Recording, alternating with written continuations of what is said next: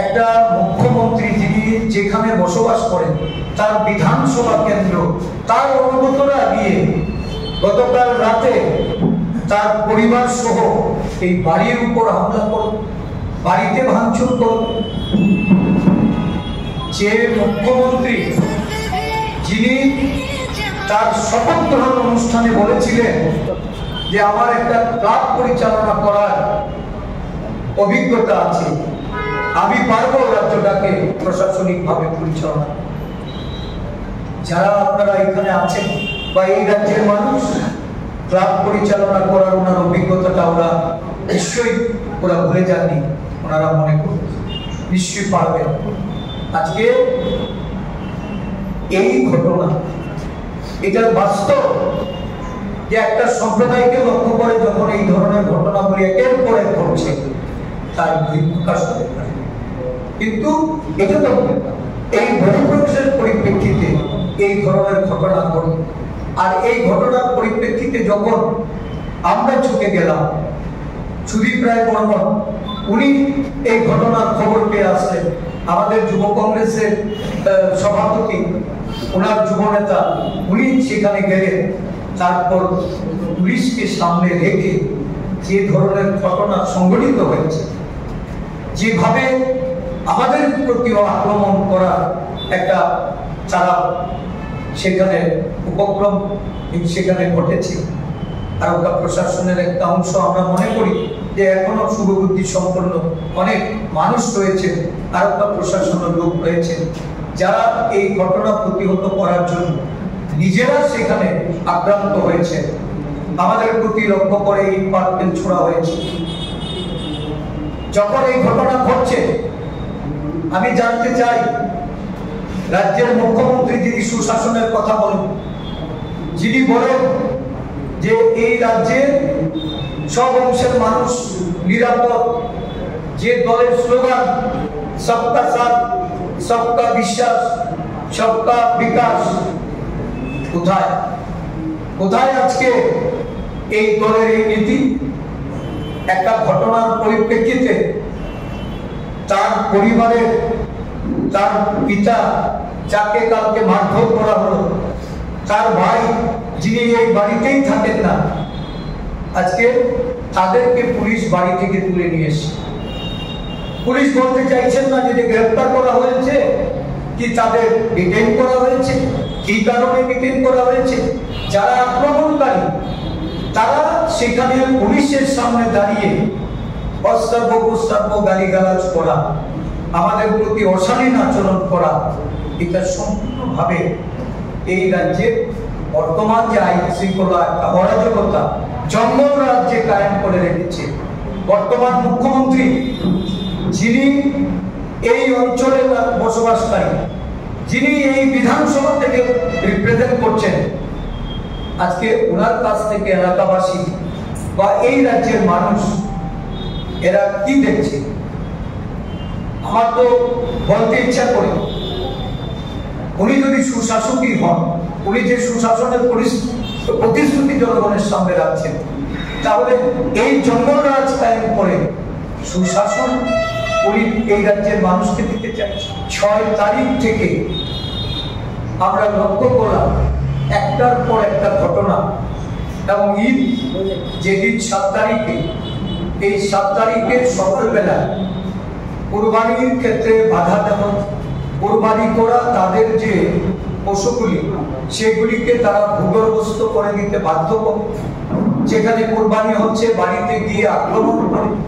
শুধু তাই নয়, এই সম্প্রদায়ের একজন প্রবীণ মানুষকে সে সপরিবারে একটা অনুষ্ঠানে যেতে যখন টমটম করে যাচ্ছিল, এই টমটমটা থামিয়ে তার দাড়ি টেনে ছিঁড়ে নেয়, তার স্ত্রীকে মারধর করে, তার টমটম গাড়িটি ভেঙে দেয়, এবং বিক্ষিপ্তভাবে 6 তারিখ 7 তারিখ সারা রাজ্য জুড়ে বিভিন্ন ঘটনাগুলি যখন সংঘটিত হয়। শুধু তাই নয়, এই ভারতীয় জনতা পার্টি যিনি পদাধিকারী, একটি কর্পোরেশনের চেয়ারম্যান তাপস মজুমদার, উনি হোয়াটসঅ্যাপে একটা উস্কানিমূলক উন্মাদনা তৈরি করার জন্য এবং বিভেদ তৈরি করে সেখানে কিভাবে উত্তেজিত করা যায় সেই লক্ষ্যে উনি একটা পোস্ট করেন। আমার হোয়াটসঅ্যাপে এটা এখনো আছে। এই ধরনের ঘটনা একের পর এক যখন ঘটছিল, স্বাভাবিকভাবেই এই সম্প্রদায়ের মানুষের অনেকের মনের মধ্যে ক্ষোভ এবং তার ক্ষোভের বহিঃপ্রকাশও যথারীতি হচ্ছে। এবং সেই ক্ষেত্রে আমাদের যুব নেতা শাহজাহান যে লাইভ পোস্ট করেছে, এটা তার ব্যক্তিগত পোস্ট। সে তার পোস্টে যে কথাগুলি বলেছে, ভাষার ক্ষেত্রে তারতম্য থাকতে পারে। এটা একটা দল হিসাবে আমরা সবসময় পরিমার্জিত পরিশীলিত ভাষায় আমাদের নেতৃত্ব। দেখুন, রাজনৈতিকভাবে আমরা দলের প্ল্যাটফর্ম থেকে একটা কথা এটা আমরা পরিষ্কারই বলেছি যে ব্যক্তিগত কোনো বক্তব্যকে এটা দলের হিসাবে এটা দেখা উচিত হবে, কিন্তু একজন ধর্মপ্রাণ মানুষ হিসাবে একজন ব্যক্তি যখন তার সম্প্রদায়ের উপর এই ধরনের আক্রমণ হওয়ার পরেও যখন শাসক দলের পক্ষ থেকে কোনো ধরনের রিয়েক্ট হয় না, স্বাভাবিকভাবেই এটা খুব বাস্তব যে এর বহিঃপ্রকাশ ঘটবে। এর জন্য যদি তার কোনো রকম অপরাধ হয়ে থাকে, এটা দেখার দায়িত্ব তো প্রশাসন নিশ্চয়ই তারা পদক্ষেপ নিতে পারে না। প্রশাসনিক স্পেসিফিক কোশ্চেন, কংগ্রেস কি মনে করে যে শাহজাহান যে বক্তব্য রেখেছে কংগ্রেসের একজন পদাধিকারী হিসাবে সেটা দল কিভাবে নিচ্ছে বা দল কি সমর্থন করে? যে এটা তার ব্যক্তিগত মতামত, কিন্তু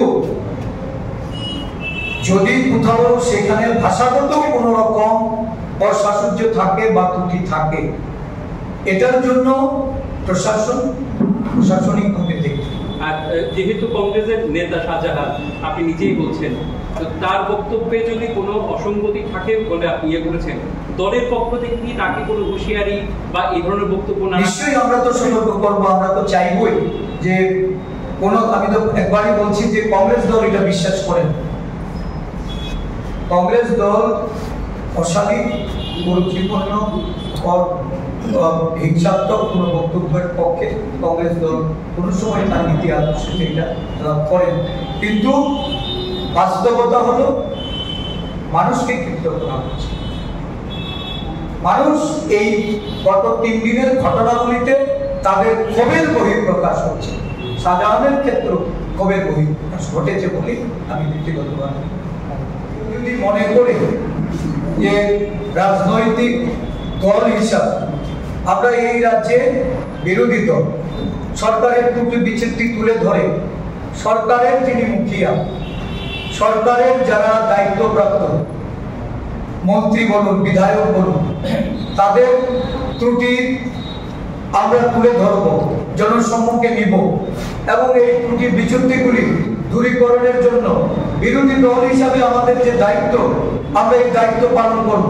এতে করে আমার মনে হয় যে অরাজনৈতিক ভাবনা নিয়ে যদি কেউ আক্রমণাত্মক হয়ে ওঠে, এটা অন্যায়। এটা প্রশাসনের প্রতি তাদের যে অনীহা, প্রশাসনের প্রতি অশ্রদ্ধা বা অমান্যকর বিষয়, এটা আমি মনে করি যে শাসক দলের দিকে সেটা শুনতে রাজনৈতিক দল তার বক্তব্য নিশ্চয়ই তুলে ধরবে। এটা মুখ্যমন্ত্রীর বিরুদ্ধেও যেতে পারে। আমি মুখ্যমন্ত্রীর বিরুদ্ধে যদি কথা বলি, আমার রাজনৈতিক অধিকার, আমি মুখ্যমন্ত্রীর বিরুদ্ধে কথা বলতে পারি। মুখ্যমন্ত্রীর মঞ্চে দাঁড়িয়ে উনি যখন হুমকি প্রদর্শন করেন, মুখ্যমন্ত্রী যখন হুমকির সুরে উনি কথা বলে চাপিয়ে রাখার জন্য উনি চেষ্টা করেন, বিরোধী দল বা তাদের সদলীয় যে গোষ্ঠীকুন্দল চলছে, উনি নিজেও উপলব্ধি করছেন যে রাজ্যে বর্তমানে রাজনৈতিক পরিস্থিতি কোন পর্যায়ে গিয়ে পৌঁছেছে, ওনার শাসনকালে এই রাজ্যের শাসন ব্যবস্থা কোন পর্যায়ে গিয়ে পৌঁছেছে। সেখানে বিরোধী দল হিসাবে তার অধিকার, তার দায়িত্ব কর্তব্য পালনের ক্ষেত্রে আমি মনে করি না যে মুখ্যমন্ত্রীর বিরুদ্ধে যদি আমরা কথা বলি সেটা শাসক দল তারা অন্যায়ভাবে, অনৈতিকভাবে, অসাংবিধানিকভাবে গণতান্ত্রিককে পদদলিত করে তারা আক্রমণ করতে পারে। আমার কর্মী যদি সেখানে আক্রান্ত হয়, কংগ্রেস নেতা তার পাশে গিয়ে দাঁড়াবে, সেখানে নেতাকেও আক্রান্ত হতে হচ্ছে। এটা কোন রাজত্ব? কোন মুখ্যমন্ত্রীর রাজত্বে আমরা আছি? আমরা মুখ্যমন্ত্রীকে ছেড়ে কথা বলবো? মুখ্যমন্ত্রীর ব্যর্থতার দায়ভার মুখ্যমন্ত্রীর উপর বর্তাবে না?